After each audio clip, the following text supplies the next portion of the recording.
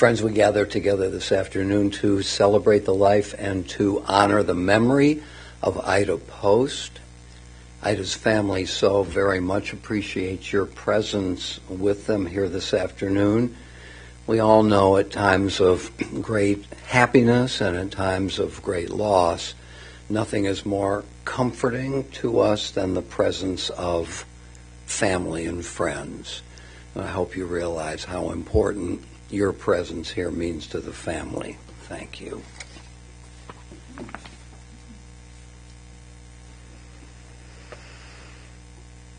Mismor LeDavid, Adonai roi lo echsar, Binot asher yarbitzeni al mei menuchot yanach aleili, Nafshi shovev, Yanacheni v'magle tzedek lema'an shemo, Gam ki elech v'gitzal mavet, Lo irara ki ata imadi, Shiftecha u'mishantecha hema yenachamuni. Taroch lefanai shulchan neged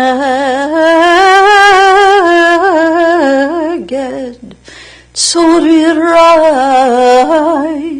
Dishanta vashemen roshi kosiri vaya,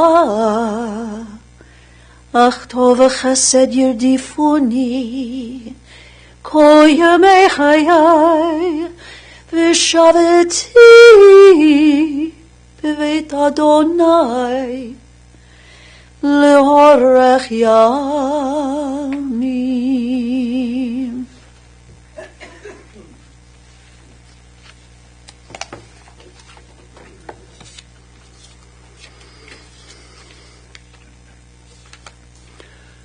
Adonai ma'adam v'teda ehu ben enosh v'chashvehu. O Lord, what are we that you have regard for us? What are we that you are mindful of us? We are like a breath. Our days are like a passing shadow. We come and we go like grass, which in the morning shoots up renewed, in the evening it fades and it withers. You cause us to turn to dust, saying, Return, you mortal creatures. Would that we were wise, that we understood whither we are going. For when we die, we carry nothing away. Our glory does not accompany us. Mark the wholehearted and behold the upright. They shall have peace. The author of the first of the Bible's 150 Psalms describes for us in language both poignant and succinct the nature of the good life and the fruits of that life. Happy are those who have not followed the counsel of the wicked, nor taken the path of sinners, nor joined the company of the insolent. Rather, the teaching of God is their delight, and they study that teaching day and night. They are like a tree planted beside streams of water that yields its fruit in its season, whose foliage never fades, and whose fruit always flourishes. Let's join together now in the 23rd Psalm. The Lord is my shepherd, I shall not want. He maketh me to lie down in green pastures. He leadeth me beside the still waters. He restoreth my soul. He guideth me in straight paths for his name's sake. Yea, though I walk through the valley of the shadow of death, I will fear no evil, for thou art with me. Thy rod and thy staff, they comfort me. Thou preparest a table before me in the presence of mine enemies. Thou hast anointed my head with oil, my cup runneth over. Surely goodness and mercy shall follow me all the days of my life, and I shall dwell in the house of the Lord forever. Kohelet, the author of the biblical book of Ecclesiastes, reminds us that for everything there is a season, a time for every experience under the heavens, a time to be born and a time to die, a time to plant and a time to uproot what is planted, a time to tear down and a time to build up, a time to weep and a time to laugh, a time to grieve and a time to dance, a time to throw stones and a time to gather stones, a time to embrace and a time to refrain from embracing, a time to seek and a time to lose, a time to keep and a time to discard, a time to tear and a time to sow, a time to keep silence and a time to speak. Ida Post died this past Friday at the age of 94. She lived a long life, and she lived it intensely and well. Those who admired and loved her will never forget her. Ida was born and raised in Ashtabula, Ohio. She graduated from the Edgewood High School, and then she left home in order to come to Cleveland to study nursing at the Mount Sinai School of Nursing. Now, as some of you know, while Ida was at Mount Sinai, a massive snowstorm occurred one day, and that storm was so fierce that none of the professional staff could make it to the hospital. And so Ida, who was already there, simply took over and ran the hospital's entire supply department until assistance could arrive. Taking charge, knowing what to do, and doing it with equanimity and with skill. These are among the characteristics that Ida would exhibit throughout her life. When I met with Ida's children late this past Saturday afternoon and asked them to describe their mother to me, I heard such an outpouring of adjectives expressed with enthusiasm, one after another, and by everyone around the table, that it was hard for me to keep up. Their mother was, they said, curious, intellectual, and cultured. She had, they went on to say, a lifelong interest in art, focusing especially on art from the Renaissance to the modern period.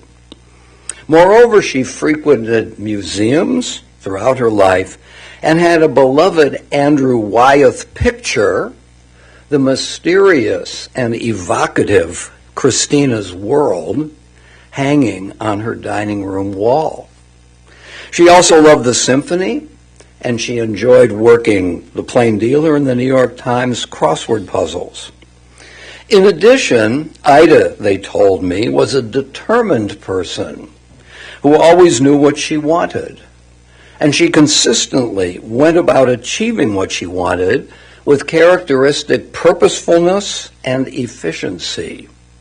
Indeed, Ida Post was both firm in her beliefs and results-oriented. She was also, and here her children struggled to find exactly the right word, she was irascible. No, they said, she was spicy. No, they said again, not spicy, but feisty. They finally settled, I think, on energetic. Whatever the exactly right word is, Ida most certainly got her opinions across, subtly, but unmistakably, and with strength. And she had those strong opinions about many other things. Feminism, for example. Indeed, Ida was adamant that a woman should seek and sustain her independence and not be dependent on a man for her security or her well-being, and that a woman must be able to live by her own values with appropriate consideration, I'm sure Ida would say, for the values and the needs of others. In addition, Ida was a deeply nurturing person, an attribute applied, of course, to her own beloved family, but that was also extended, for example, to her children's friends. Her children told me as we sat around the dining room table, she was everybody's mother, always available to others, always willing to listen to what was on their mind, ready to help them think about the things that they may not have wanted to share with anyone else. Ida was, and here is how her children described her to me, Ida was to those friends a non-parental, trusted adult who had the wisdom and the patience to hear and respond to what was on their minds. And to her family members as well as to neighbors and friends, Ida was consistently and emotionally supportive, often sacrificing her own needs for the sake of responding to the needs of others. And Ida, they added, had many other significant involvements over the years, to the Girl Scouts, to family camping, and to teaching her children how to drive. Moreover, Ida was always clear-headed and passionate about her values, especially to equality, justice, peace, freedom, and personal autonomy. And in pursuit of the realization of these values, Ida, along with her husband of 49 years, Harvey, volunteered for the Committee for Sane Nuclear Policy and the Civil Rights and the anti-war movements. And Ida and Harvey were founding members of the Jewish secular community here in Cleveland. Ida herself was also a founder of the first women's consciousness-raising group here in Cleveland. Now, Ida and Harvey placed a high value on education, on learning as the essential gateway to success. And so, involvement in sports was frowned upon, inasmuch as it would take time away from learning and from preparing oneself for a purposeful life.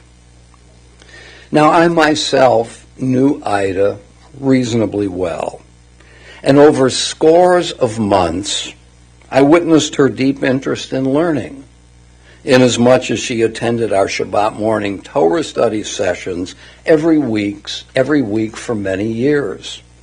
And so when during one of our sessions I would glance in her direction, I would notice her deep concentration and her deep interest in what we were discussing.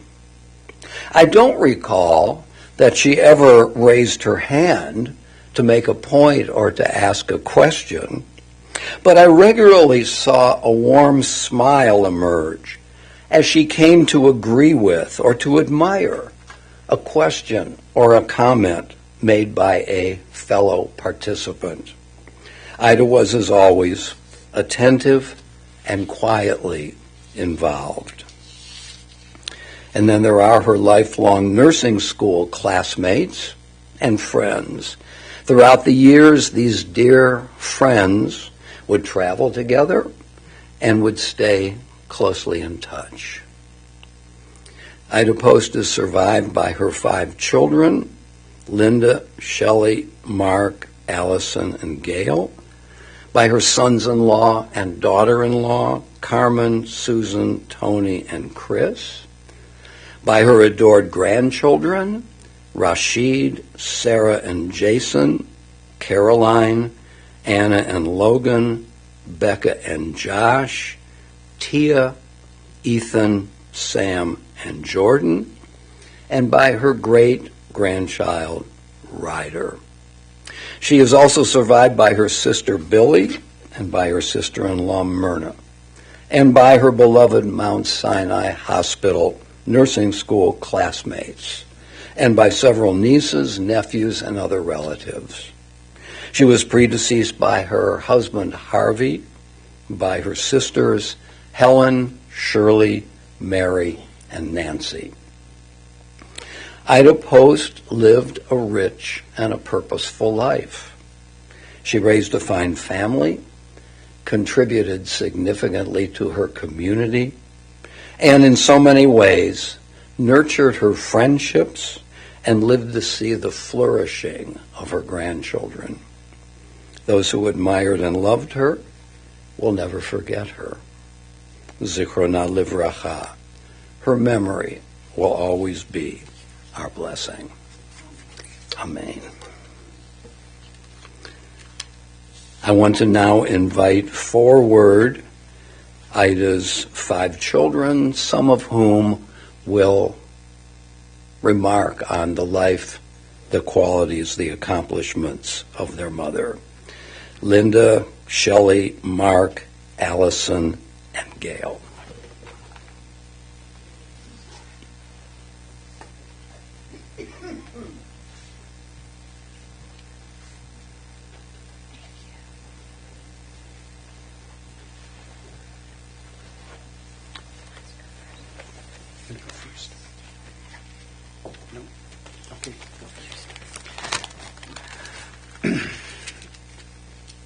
So, my mother lived an astoundingly full life, and snippets of which I'm just learning about this week. But that is what she did, and now I'd like to give you some notion of who she was by sharing a few memories. I remember when I was a teenager, and my father and I always had a little bit of friction because that's what teenagers do. And I was helping him to load a car, pack a car for a vacation, I believe. And we argued, as usual, about how to pack the car. And Mom said, not everything is a competition, and there's more than one way to skin a cat. And just like that, with a simple turn of phrase, she actually changed my worldview and helped me become a better person at that point. And when we were all kids, Mom made sure every meal contained a protein, a carbohydrate, and 2 vegetables. And that stuck with me, and when I made dinner for my family, every meal contained a protein, a carbohydrate, and 2 vegetables. And with any luck, my daughters, Sarah and Anna, will carry on that tradition. And also, Sarah and Anna would like to share some memories. So we moved to Cleveland in order to be closer to my parents, and so that they would get to know Mom and Dad. And they would pretend to be sick so that they could go to Grandma's and eat Stouffer's macaroni and cheese, drink chocolate milkshakes through bendy straws, and watch the Disney Channel all on the couch where food wasn't allowed. They remember Grandma coming over for every Shabbat dinner and watching her argue with our dog Molly as Molly would steal the napkin from her lap.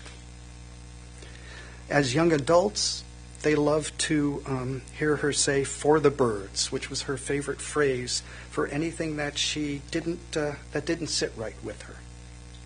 They cherished the wine and cheese time they had with her on Friday nights, and they loved watching The Bachelorette together. As adults, Anna would call or FaceTime, and Sarah would call or FaceTime Grandma every Shabbat, and they called this Gram Rounds. And just last week, I showed Mom a video of my wife Susan and I dancing salsa, and Mom said, and at that point she could not stand on her own, she said, "I want to dance." And then, "I want to dance." And then, true to form, Mom's last words to me were, "It's okay, Mark."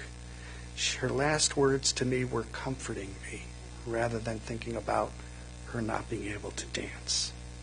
And so I leave you with that thought of comfort, that it's okay. Thank you.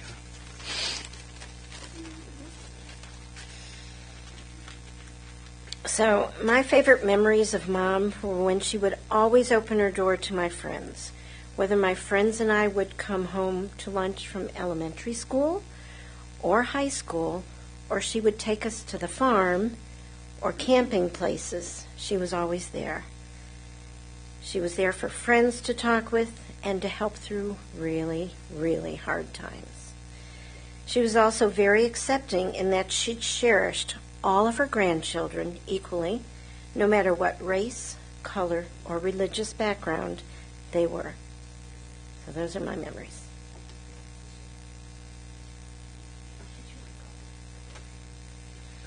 All right.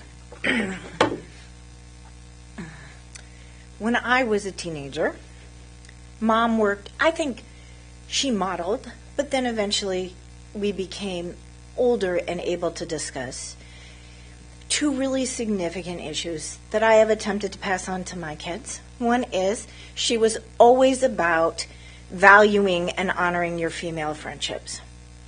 Don't choose the boys over your friends. Always have your female friends. And she lived it in many ways, and she passed it on to me. It became very important, and I didn't realize it until the other day when my child unfortunately couldn't be here. She is in nursing school, similar to my mother. And she came in, and we were talking about this, and she said, "Oh yeah, Mom, sisters before misters." And I said, okay. Had Grandma had those words, that is exactly what she meant.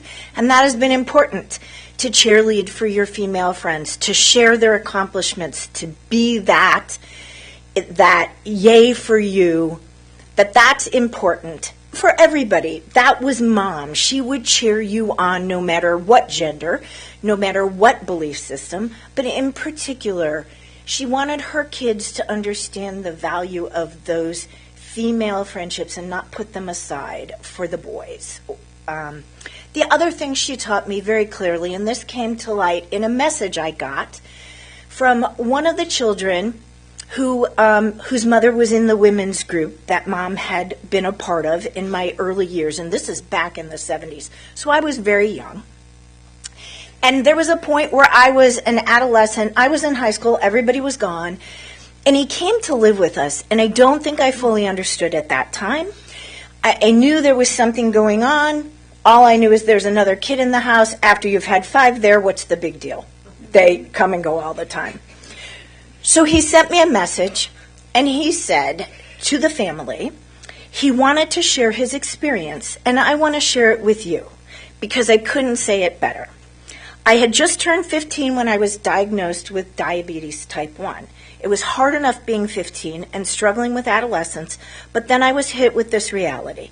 I felt ashamed, worried, anxious, fearful, and depressed. All the doctors I saw told me to do this or that. I was overwhelmed and didn't have the maturity to deal with it when my mom said, "Let's go see Dr. Post." Every appointment was more like going to see Ida. She took my hand the first time. She didn't say anything for a while.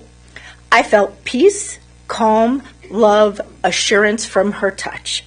It was an awakening where I finally felt I was going to be okay. Every time she stuck me with a finger prick, it was like it hurt her more than it hurt me. That to me was Ida's essence. Let me take your pain and give you peace. She will always be my nurse. Like all of you, I love her and miss her, and I am forever grateful in heart, mind, and body for the love that she gave me. And that was Mom. There you go.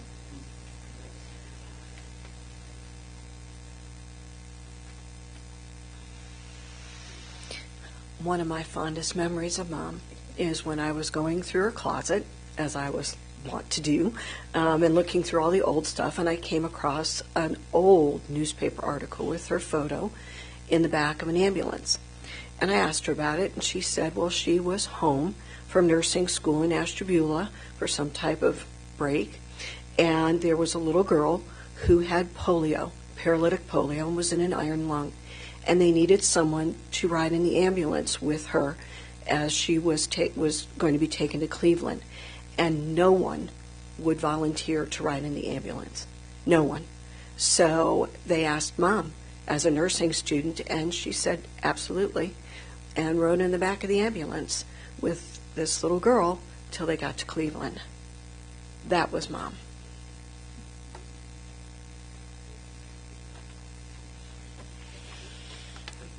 Can you tell we all got 2 minutes?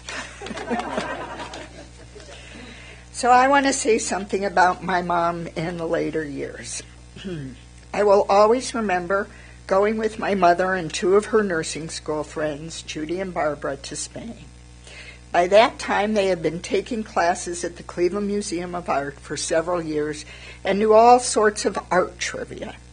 We went to Barcelona to see the works of Gaudi, and I found out there was also a Picasso museum. One rainy morning, when we figured no one else would want to go out in the rain, we decided to visit the museum. We wandered through the narrow streets of the older city until we found the right one, only to discover that there was a long line of people ahead of us who also thought no one would come out in the rain. We stood in that line in the rain for 2 hours. Most people remember Spain for the Goya frescoes, the Gaudi Cathedral, and the Picasso's Guernica.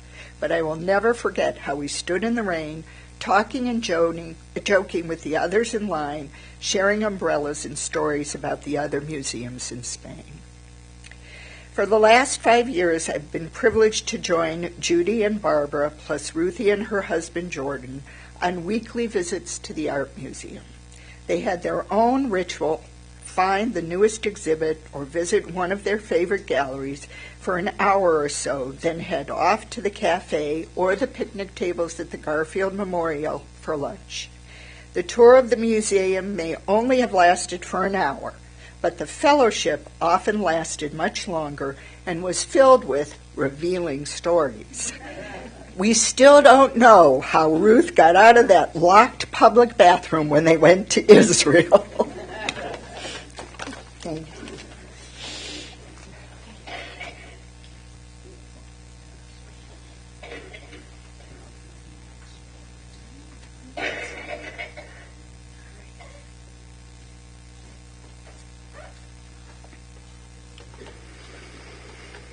I was just saying to Cantor Sebo, having listened to and witnessed those beautiful tributes, nothing more poignant than personal stories about specific incidents which draw out character, don't they?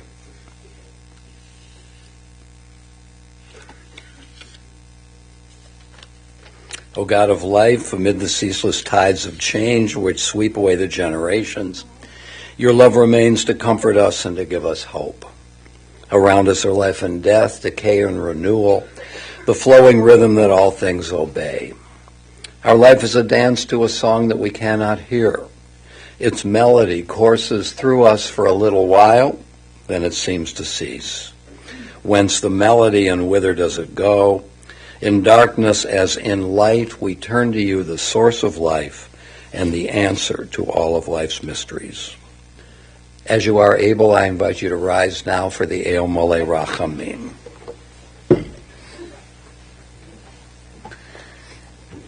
אל מרחמים שוכן במרומים, עמסי מנוחה נחנה תחת כנפיך שכינה, במעלות קדושים וטורים כזוהר הרקיע מסעירים. את נשמת יקירנו שהלכה לעולמה בגן עדן תחיה מנוחתה. אהנה בהרחמים אסתירהו, בסתר כנפיך לעולמים, בתתרור בתרור החיים את נשמתה.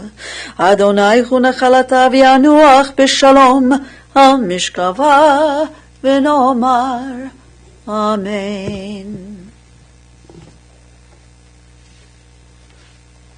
Compassionate God, eternal Spirit of the universe, grant perfect rest in your sheltering presence to Ida Post, our loved one who has entered eternity. O God of mercy, let her find refuge in the shadow of your wings, and let her soul be bound up in the bond of everlasting life. God is her inheritance. May she rest in peace. And let us say together, Amen. You may be seated.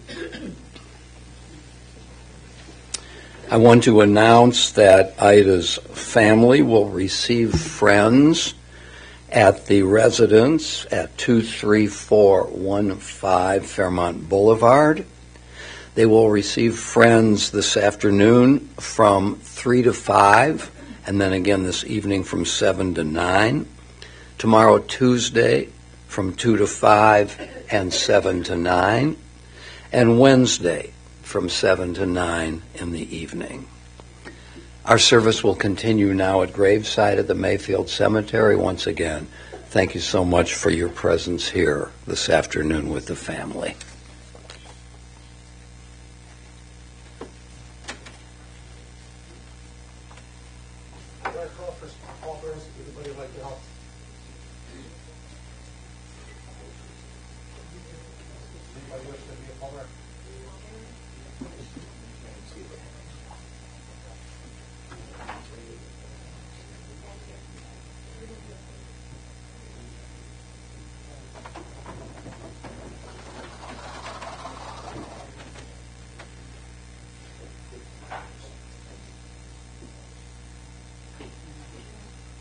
Anybody else?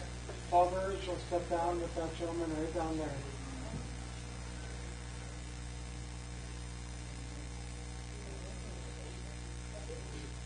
Pallbearers, please go with that. We'll talk to them. Put you in position.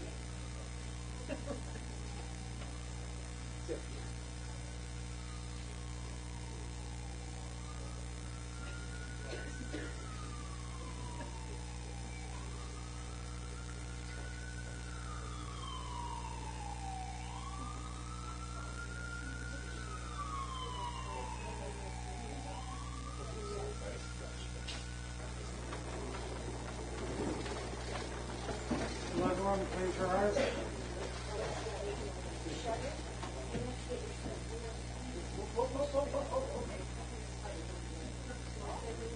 Family will go pull out the family exit. Family exit to the right.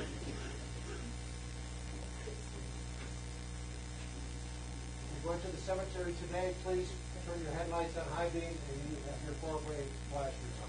Thank you for coming. God bless you.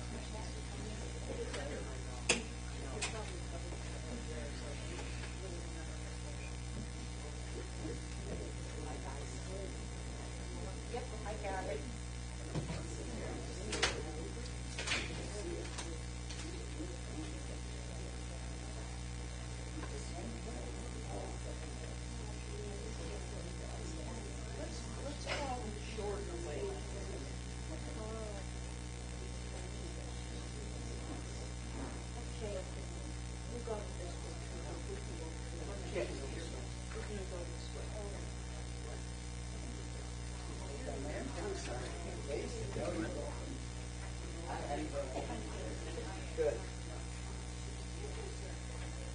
Now running in the hall.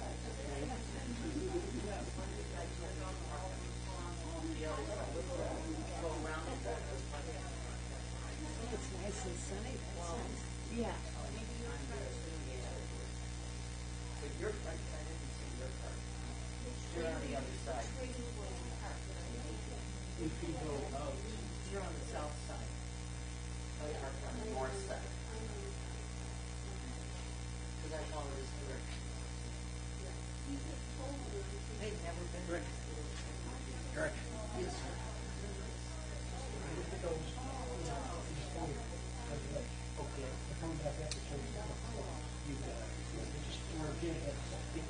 So they're coming back here to pick up. Yes. Rick Roby's got the keys. Yeah.